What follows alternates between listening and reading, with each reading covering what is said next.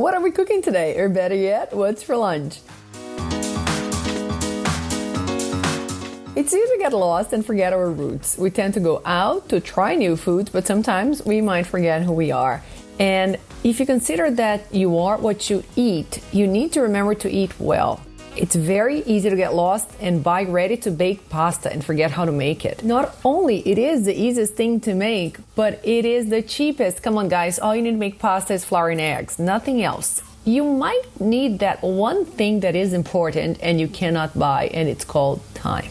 I grew up in an Italian family, and every Tuesday, my nonna will make homemade pasta. I used to help her yank the roller so the dough would come out very thin on the other end. I remember the time we spent, and I realized why. My father's one of 9 siblings, and everyone would come over on Tuesday with their families. We would have a blast. At the end of the day, the guys were cleaning the mess that the children and the women made. The women were finishing dinner, and of course, pasta had to dry. So there you go. We had a ton of fun. On another note, let's go to our weekly menu. Monday, zucchini Milanese. Tuesday, swordfish Italian style. Wednesday, polenta bolognese. Thursday, lamb chops with composed butter. And Friday, beef ribs in red wine sauce. Bon appetit! It's at the time of the show that I have the pleasure of talking to somebody I love a lot, and it's either a chef or somebody dear to me, or who loves to eat, or who loves to cook, or who loves to talk, or who loves talking to me. And I need to alert everyone, we're doing this over the phone because it's COVID time, and not only because it's COVID time, it will be impossible unless I hop on a plane and I travel to New Zealand. So today I have the pleasure of talking to Leo Campos. And Leo, I don't know if you pronounce your name as Leo, Leo, Leonel. Leo, Leonel, whatever. It's funny, but I can't take the fact that people sometimes don't say Nadia. And I mean, they will say Nadia, it's okay. But they will call me anything but Nadia, and then it kills me. Leo's a chef, and he lives in New Zealand. Before he got there, he's been all over the world. He's going to tell you guys how he showed up once in Israel in a kibbutz. But I don't think that was the first spot he landed after he left Brazil. He left Brazil in his diapers once, and he showed up somewhere in a different state, and he opened his restaurant still as a teenager. And then he moved, and he went to Australia. He came back. But Leo, welcome to the show. Tell us your stories. Tell us where you came from, where you are now, what happened in between. Good morning, Nadia. Good morning, New York. Here's Auckland, Leo from Auckland, or Leonel, whatever. It's 11 o'clock, 11:30. I'm from Porto Alegre. I left a long time ago, once upon a time, a long time ago, in 85. Brazil was redemocratizing, Tancredo Neves was dying. And when I left Brazil, I went traveling to Europe. I went to Miami first. I spent 7 months in Miami, got traumatized. Was my first experience abroad. And when we go traveling, the only job we get usually as migrants or travelers is those ones that are the triple D, difficult, dirty, and dangerous jobs. Uh-huh. So you'll see a lot of travelers working in construction, cleaning, kitchens. And of course, I went to kitchens. I clean. My first job really was to clean a boat. In Miami? It was really hard to clean boats, So I know how hard it is. I said, I'm going to clean this boat in 3 hours. You give me that amount of dollars. It took me 8 hours. It was impossible to clean. The boat was, I found a lot of dead cockroaches and dried cockroaches inside the boat. I need to have some help from my friend. At the end, it took me 8 hours to clean. The boat wasn't working. Of course. Then I say, I go into restaurants. Then I start working restaurants there, but the job, I didn't realize that the high season in Miami started winter, when everything else is frozen. Canadians and New Yorkers and everybody from North of America comes to Miami. Yes, of course. And it took me 1 month, no job at all. My money running out of money.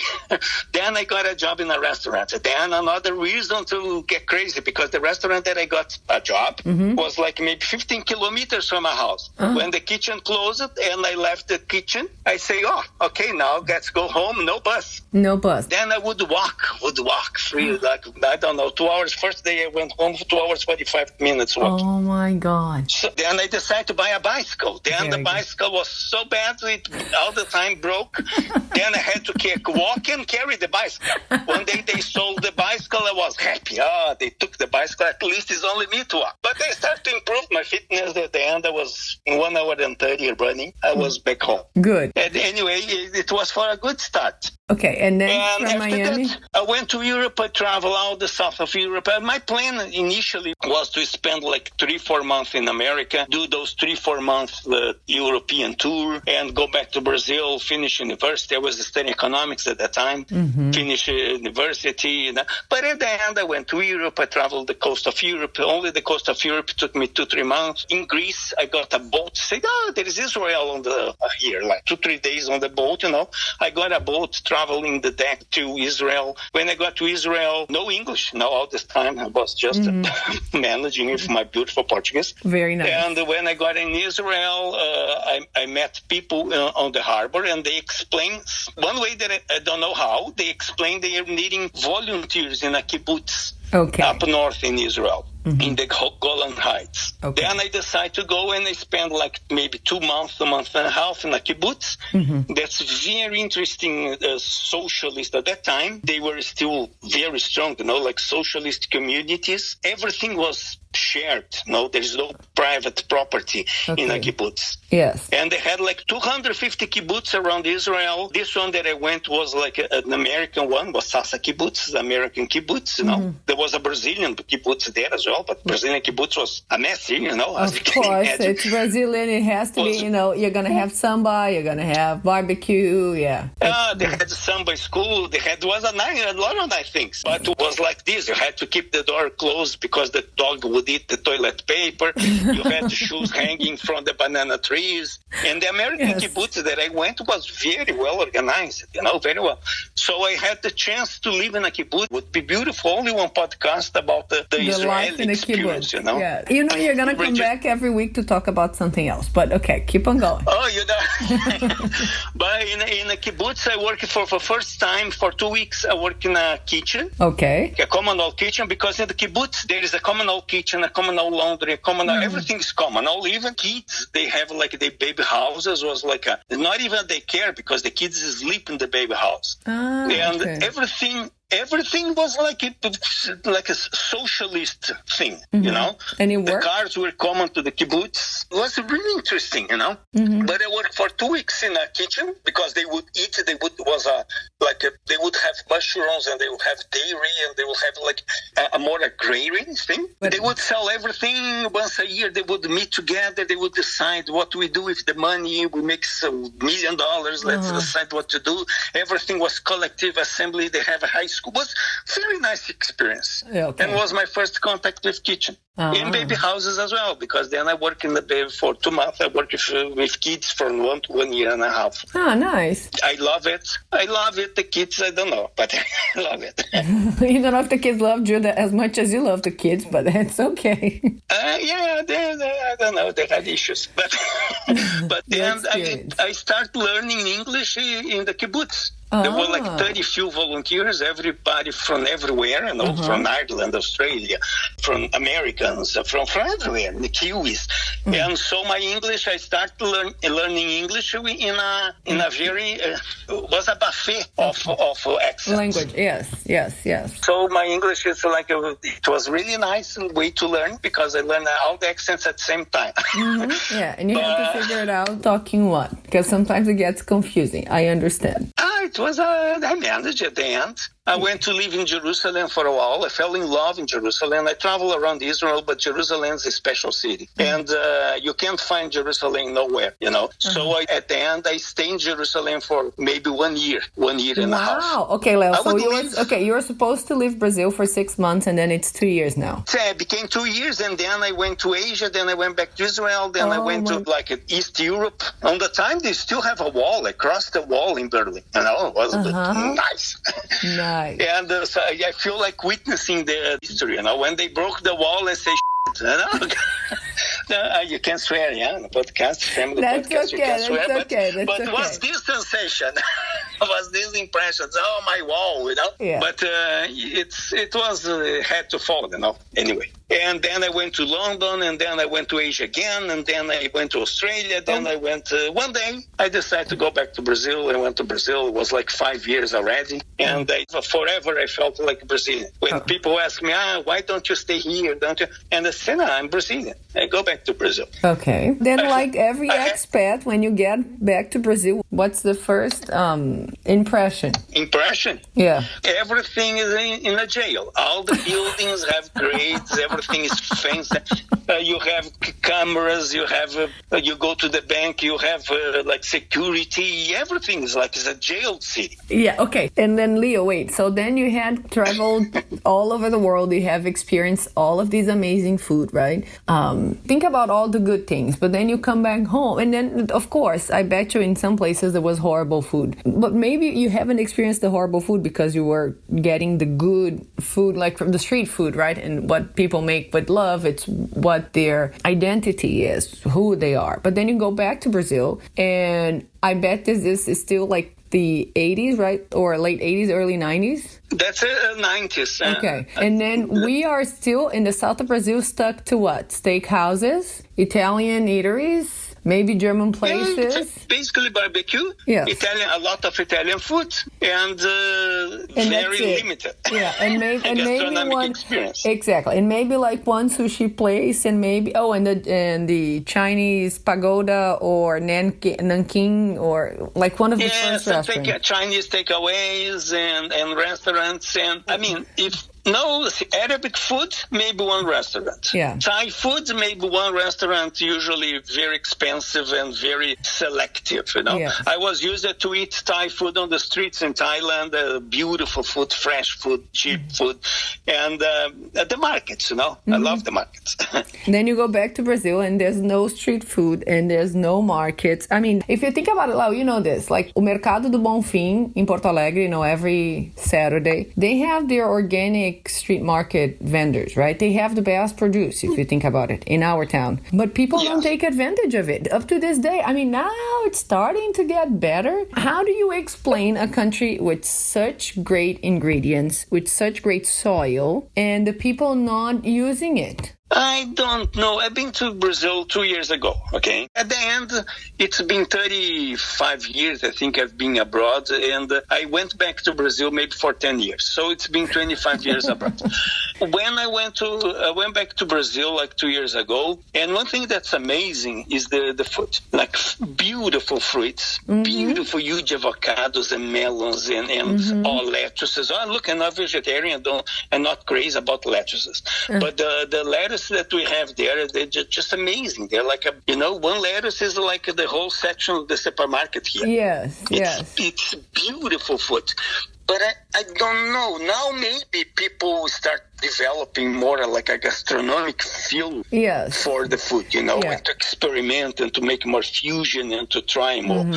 At that time, at least, it was like south of Brazil was like Italian and meat. Barbecue. Yeah. What I love, what I like, But we wouldn't exploit much the diversity. When you take a country like Brazil is like food and the environment. It changes a lot when you travel north to south or south to north. Change the fruits, change the vegetables, change the culture. It's everything changes. I went to Bahia. Sometimes I couldn't recognize the fruits. The fruits were different. This richness we should exploit more. I think so too. So look, when we meet Brazilians in New York, it's very rare that they're from the South. But of course, sometimes we'll find somebody from the South. But usually people from other states, they look at us like, oh, how come you haven't eaten pequi? And I say, I don't know what the heck is pequi. There's no pequi in the South. You have to understand, right? And then they look at you with that question mark, like, how come you're not Brazilian? I am Brazilian, for God's sakes. But please understand that we don't eat as much jiló as you guys do because, we don't have jiló. We don't have, so sometimes it's complicated. But Leo, so it's been 35 years out. I mean, just see, I told you left Brazil when you were still in diapers, okay? I don't know how your parents let you travel. I'm old. I experienced, let's say. No, when you travel, you don't get old so fast. No, you don't get old. Preserve yourself. It's you like don't get old at all. But so we started watching the Netflix Netflix documentary or series called Street Food, and we watched the one about Bahia and we watched the one about Argentina, right? So it's funny because first we watched the one about street foods in Bahia, and it's so nice, it's so beautiful, just like you're saying, the colors, the palette, everything is different. And then Stella, my daughter, she was really puzzled because it's completely different from the Brazil she knows, because she's only been to the south. We visited Rio maybe once or twice. Barbecue.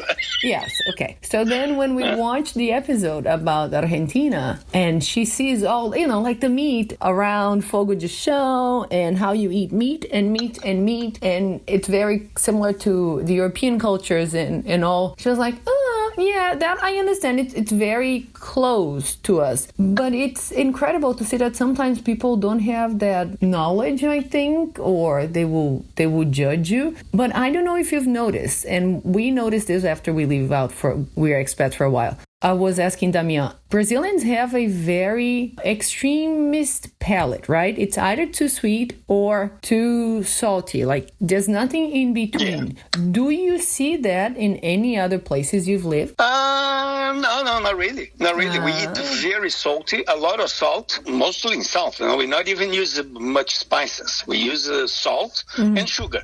Yes, of course. And remember we were talking about ambrosia? So I was asking Damien in the other podcast, say, Damien, have you ever tried ambrosia? He said, oh my God, it's full of sugar. And I said, no, you have to understand, it's so traditional, right? And remember we were talking about if you are at a farm and you have milk straight from the cow, and you have sugar straight from the cane, and you have eggs straight from your chickens, I don't think it's going to be as heavy, as sweet, as, I don't know, like forget about cholesterol levels. I think, of course, it's not as processed, but it's sweet. It's sweet, but I love this. Yeah. I'm used to the only thing, when I left Brazil, the only thing I knew how to cook was ambrosia. No. I would cook loads, a bucket load of ambrosia, and would eat in 1 hour. My mother would complain that I would give her just a little tiny bit to try, and then I would eat the whole pot by myself. Wouldn't last 24 hours. But people, it's only us, because no one else eats ambrosia. I try to give ambrosia to friends from abroad. They think that, but you got something wrong. It's like sweet eggs. It's like a scramble with sugar, with a lot of sugar. So they would just throw in the bean. They don't eat. They say, no, you did a mistake. So I know now. But Leo, do you think they eat ambrosia? They don't eat ambrosia anywhere else except for the south, right? So because every time I try to talk to them, I think only south of Brazil. Yeah, and I tell them, I say, look, you guys have the best milk and cheese. How come? And they say, no, we make doce de leite. We don't make ambrosia. It's not, I don't know. I don't think it's part of their culture. Doce de leite is nice as well. Look, the only place that I tried food and sweets as sweet as in Brazil was in India and Bangladesh, in the Bengal Bay. They have some like the sweets in syrup. The one that we know most, I think maybe out of India, is gulab jamun. Yes. But they have lots of different sweets that just stay in those tunnels with syrup, and you buy really cheap. I spent like a week. I went to Bangladesh in Dhaka, and I didn't know, because you travel, I didn't know. I get there in the start of Ramadan. And as a Muslim country, they would follow the Ramadan. So everything closed. I got there on the first day. I went out to have breakfast. No breakfast, nowhere. Everything closed. No, I would starve. So I had to wait for the first star in the evening to eat.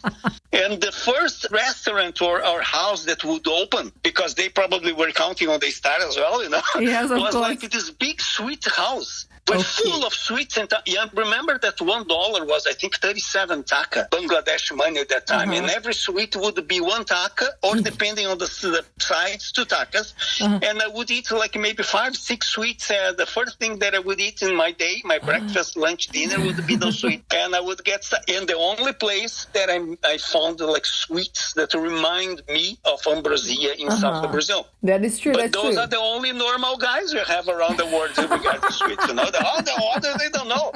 Here they don't put sugar. I have a 3-year-old daughter, and she will be 4 now. But when she was going to be born, we did like this. The shower? I don't know how. The shower, baby shower. I asked for a friend that she did beautiful cakes. We bought a cake that was looking like a big belly. And I asked her, oh, look, the feeling I want strawberries and condensed milk. And she said, condensed milk will be too sweet. I said, no, don't worry. In Brazil, you put condensed milk everywhere. On everyone, yeah. So she put the condensed milk, and I said, no, add more. I put 2-3 cans. I said, no, 2-3 cans, nothing for this size of cake. Put more. And she said, but it will be horrible. It will be only, not even a cake, it will be a cream. Yeah. At the end, she did. It was good, but I think she missed in some cans of condensed milk. But it was beautiful. She underdid your cake, Leo. They don't eat sugar. She cheated. You were cheated on the condensed milk cans. Not even a discount shit. I have a 15-year-old son, and he came here really young, 4 years old, 5 years old. He likes, of course, negrinho, brigadeiro, ambrosia. He likes it. But he finds that we eat too much sugar. Yeah,